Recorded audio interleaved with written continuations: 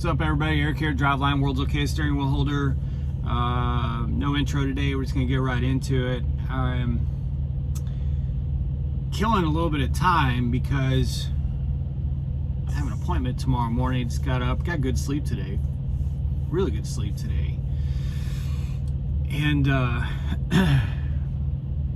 I can go, I got my full clock, but kind of have a tricky situation in the morning.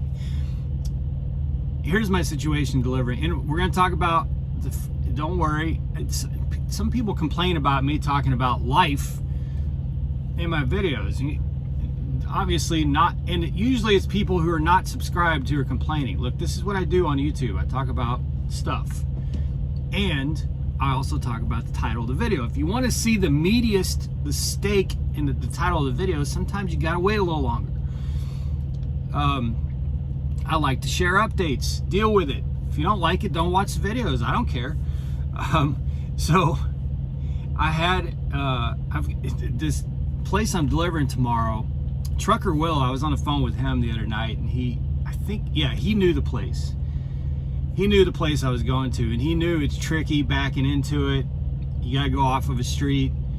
I'm not really worried about that at all, but what I am worried about is that I can go early, but it's kind of first come, first serve. And in the instructions in the app, it says do not park on the street. Trailers get broken into while waiting for appointment. So I don't know if maybe that's referring to, I think that's probably referring to people doing like 10-hour breaks out on the street or something. Because in the satellite view, there's nowhere to, like, you have to park on the street to go check in. It's basically, the dock is right off the street. So, but I'm not really thrilled about potentially having to sit there and block. It's just a 2-lane street and block the street. So I can't leave too early, but at the same time, going into a city and Monday morning traffic, and so I'm trying to thread this needle of trying to get there early before the real traffic shitstorm starts, but not too early to where I've got a dilemma on my hands from being there too early. You know what I mean? Anyway, I went out, man, it is humid. I'm right at the border of Arkansas and another state. I won't say where I am at the moment because this is a pretty, well, I'll be gone by the time you see this video, but it's pretty, I only really like to give my location if I've been gone for, if I'll be long gone. Anyway, I'm on the great state of Arkansas, and it is humid, man. I mean, I just went outside to fill my bug juice, the green bug juice reservoir, because I just got absolutely destroyed with bugs last night, and checked my coolant and all that stuff, and boy, it was just a blanket of humidity. It's crazy. So, which, by the way, my truck is completely trashed, absolutely trashed. Not on the inside, it's nice and clean on the inside,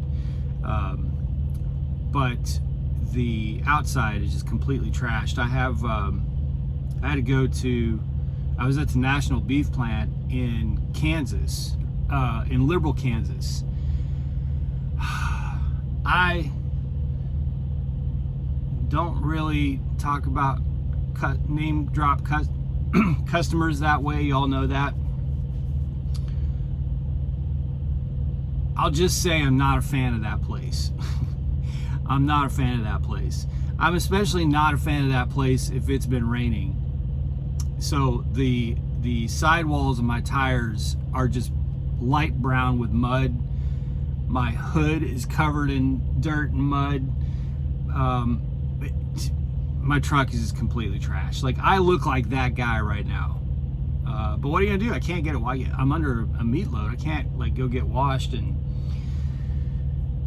anyway, I digress. So I wanted to read something to you guys. I hate to be the bearer of bad news. I think, you know, based on my last video, most of you agree with me. I know Lenny disagreed. Although, Lenny, like I said, you're running team freight. I think you're going to run solo for a month while you're waiting on your new truck, I think. So I'll be interested to see if you find that solo rates are better. I'm finding 1,000 miles or less, most loads are paying $2 a mile or better. Solo loads. Everybody I talk to is telling me team freight is just in the gutter. But I don't know. I don't run team freight, so I don't have any experience with that. But most people agreed with the last video. So I get a text this morning saying, hey, do you think the market's going to get better this year? And then someone told me the other day that Steve Watkey said they expect a freight boom. I listened to the Friday safety meeting. I'll be honest with you, they bore the living hell out of me because it's the exact same thing just about every single week. But I listened to see if he said, I didn't hear him say it. But maybe he said it somewhere that there's a freight boom on the horizon or something like that. You know, maybe he's seeing something that the rest of us aren't. But here's a source that I really trust and really follow. Longtime subscribers know I follow Freightwaves, you know, sonar, capacity, volumes, tender rejection rates, all that stuff. I follow it very closely, daily. I'm subscribed to all their stuff, you know, and get all the emails and all that good stuff. So Craig Fuller is the owner and CEO of Freightwaves. He also owns a whole bunch of magazines. He owns like Flight Magazine. I think he's a pilot. Like he's into basically anything transportation, freight transportation. He owns like train hobby magazines. He owns all kinds of stuff. So here's what he says. He posted this today. I'm gonna read it to you. He says, tender rejection levels, a way of measuring capacity relative to demand, are trending at 2019 levels. That was the year of the trucking bloodbath, where the trucking market experienced the most bankruptcies in history outside of the GFC. The bulk of the trucking failures happened in the second half, well, he says 2H, but he means second half of 2019. We expect a similar pattern to play out this year. So I read that to say it ain't getting better.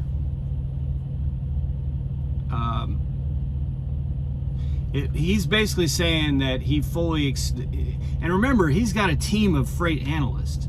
Like, they analyze the trucking industry, they analyze, you know, container, cargo, freighters, cargo freighters, shipping, over water shipping, rail. They analyze all of it, right? So he's got all these analysts. He can call anybody. He knows. He's got his finger on this stuff. He knows. And he's basically saying that, now, if y'all remember, in the second half of 2019, I believe is when Celadon went under. And Celadon was probably one of the biggest that have fallen since I've been in trucking. If not the biggest. I think it might be the biggest. But he's saying that he expects similar to happen in 2019. He had another comment. Let's see. Someone asked if he believes it'll hit larger carriers as severely this year as in 2019. He says, I would expect at least one big company failure, not sure who, but it's inevitable. That's what he says. So if everything they're seeing suggests that there's going to be, I mean, there's a lot of small trucking companies going under right now, a lot. But if he's saying he expects big, you know, mid-sized to bigger carriers to go under in the second half of this year, then he's not seeing any data that suggests improvement. And I'm looking at this graph. Let's see. Yeah, I mean, the graph is, and basically it's a shipper's market. Like, that's a, you know, like there's, I think late last year, all the analysts were saying, and you got to remember, a lot of these guys have an interest in not being too overly pessimistic, or not being pessimistic at all, because a lot of them have financial interest in the freight industry. Freightwaves, the reason I love them so much is that they just tell it like it is. They don't, a lot of these guys that I follow, they try and sugarcoat it a little too much, and I think that's because they have financial interest. Like, they, you know, if you're invested in various parts of the freight industry through the stock market or whatever else it might be, you obviously don't want to go out and be saying that the sky is falling. But Freightwaves just doesn't give a shit. Like, Craig, he's loaded. He's, you know, dude's loaded. He doesn't care. His platform is just going to tell it like it is. But a lot of these guys outside of Freightwaves at the end of last year were saying that, you know, there were a lot of carriers falling out of the market, so they expected it to equalize towards the end of the first quarter of this year. Well, that didn't happen. And if you watch my last video, it's obviously not happening with Prime. It's absurd to me. My reefer just kicked on, so you're gonna hear that buzz. But it's absurd to me that we're waiting, that we're sitting so much. Like I said, my problem is not rates. I think Prime has done a pretty good job, all things considered, of keeping our customer relationships intact. And I know there's yesterday, oh, what are you talking, there was one comment of, what are you talking about? We're losing customers. We're also gaining customers. So don't come blasting me in the comments if you don't know what you're talking about. Yeah, we're losing some customers, but that's because we're not playing ball with the kind of rates they want us to play ball with. It's not because they just don't like us or don't want to do business with us, or, you know, like, it's just, there's some really stupid comments. I don't mean, no offense, please, but know what you're talking about if you're gonna come talk that way. I've got really good sources that I trust a lot. So business that we lose because we won't go as low as they want us to, we also gain other business. As a great example I mentioned, those Bay City loads out of South Florida, those are fantastic, man. The cabbage loads don't pay quite as well as the corn. The corn loads pay amazing. They're like $2.50 out of South Florida. Cabbage loads, I think the last one I did was like $1.40, $1.50, I think. And they're heavy, but they're still great. It's still, to get out of South Florida, plus I love that place. Like, it's just a great place. You get loaded early. They have overnight parking. It's a great place. Way better than going over to the juice joint, which is just a pain in the ass all around. Anyway, getting off the thing. Capacity and volumes have not equalized. There are still way too many trucks. I'm not talking about specifically to Prime. I'm talking about just way too many trucks. Parking is still, there's less freight, but parking's still a problem. And the reason parking's still a problem is because everybody's sitting longer. It's not just us. And I've talked to people with long hood trucks running on spot market out here in truck stops. They're sitting longer too. Everybody's sitting longer. Like, 10-hour breaks are, if y'all remember, you used to run a lot of freight through the week where 10-hour break is what you got. Like, you had to be ready to roll at 10 hours. That ain't the case anymore, man. I mean, I fully expect basically every break to be 12 hours minimum. And if I'm between loads, probably going to be sitting all day and overnight. It's not that I'm waiting for the load to get dispatched to me.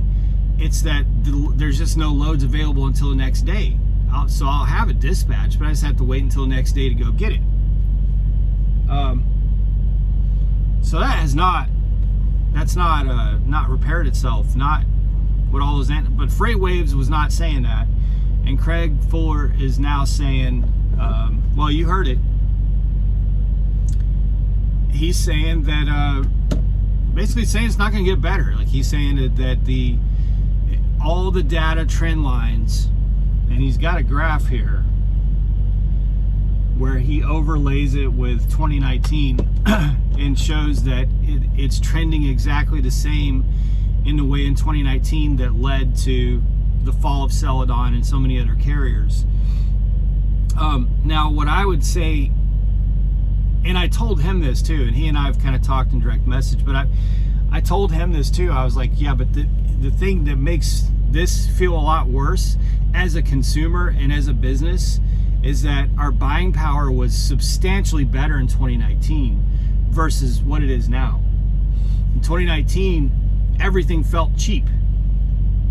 I wouldn't say cheap, but everything felt affordable. And that's if you're buying gloves, load locks, fuel. I mean, we were paying like, Prime was paying like 87 cents a gallon or something like that at the Road Ranger in Marshall, Illinois.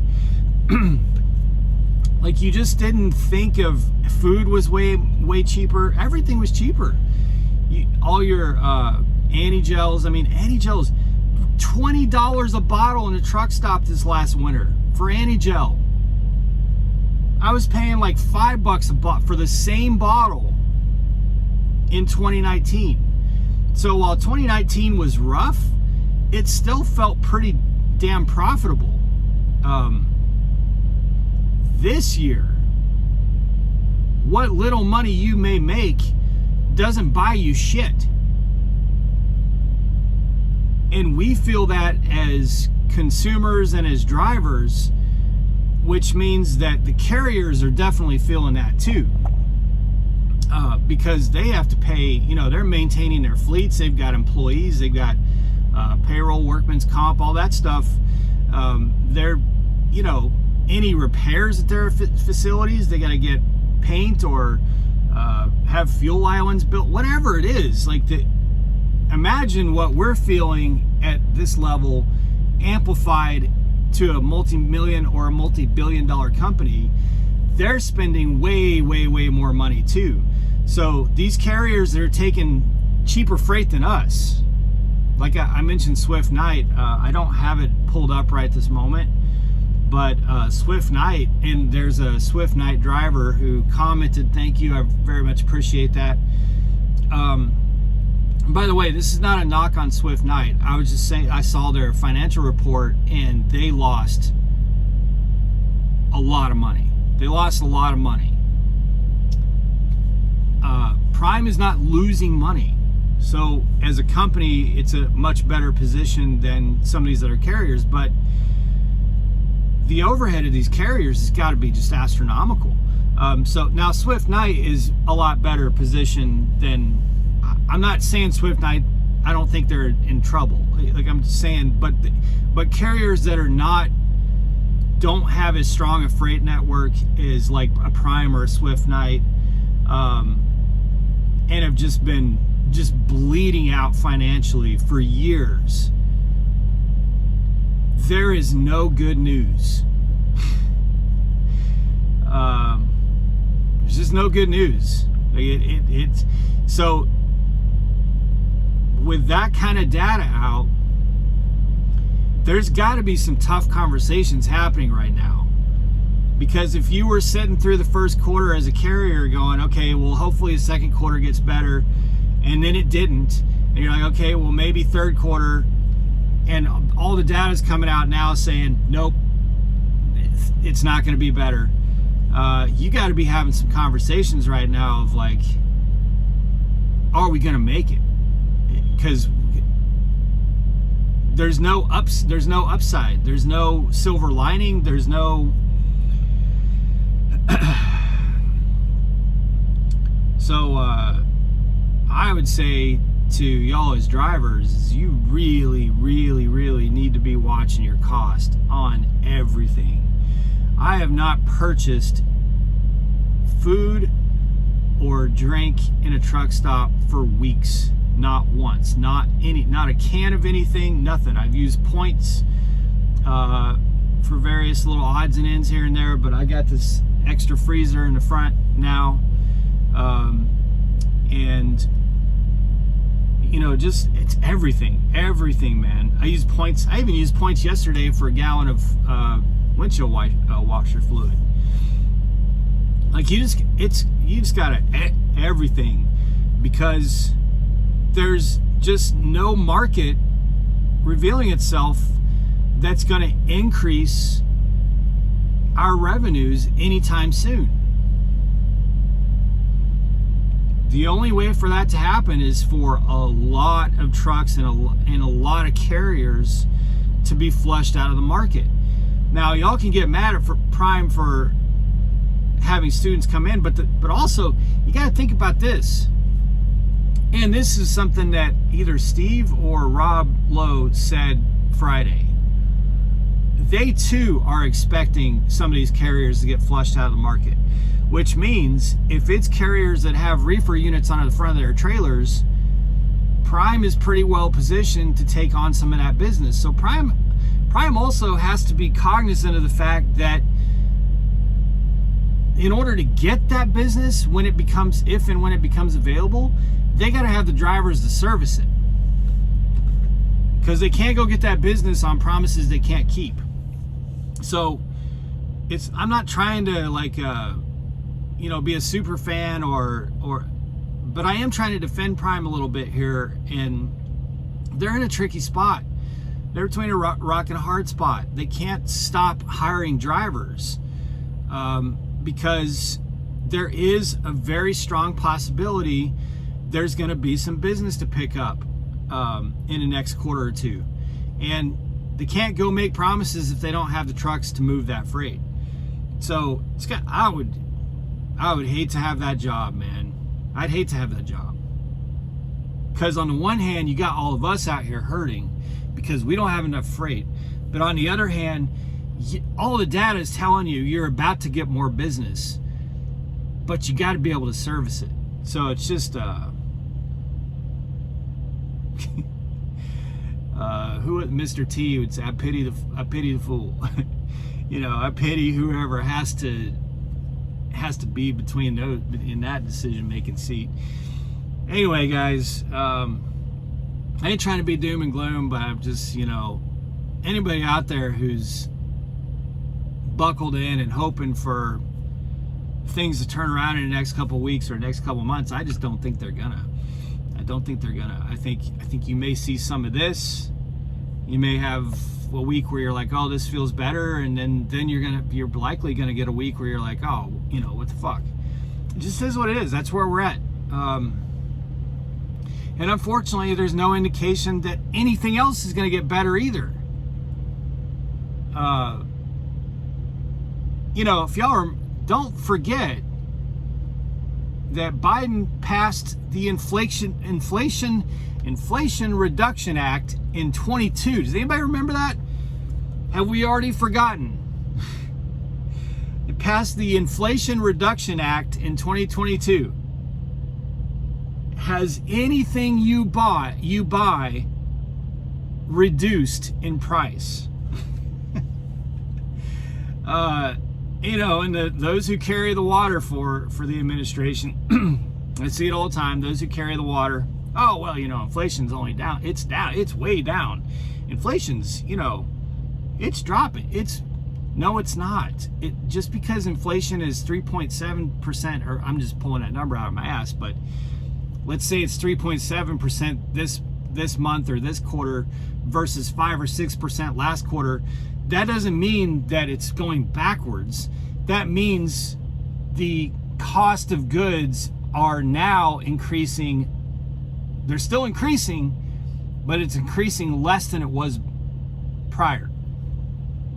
So instead of going up 5 or 6%, now it's only increasing 3 or 4%. But that's still increasing. It's not going backwards. Oh, it drives me batty when someone sends me, inflation has, it's been reduced down to, like, you know, we're seeing them, like everything's getting better. No, it's not. If prices are increasing every single month and every single quarter, it's not getting better. Oh boy. Anyway, my wife FaceTimed me during making of this video, which means my son's probably about to go to bed. So I'm going to FaceTime him real quick. Y'all be safe, make good decisions, always drive, thrive. Talk to you soon.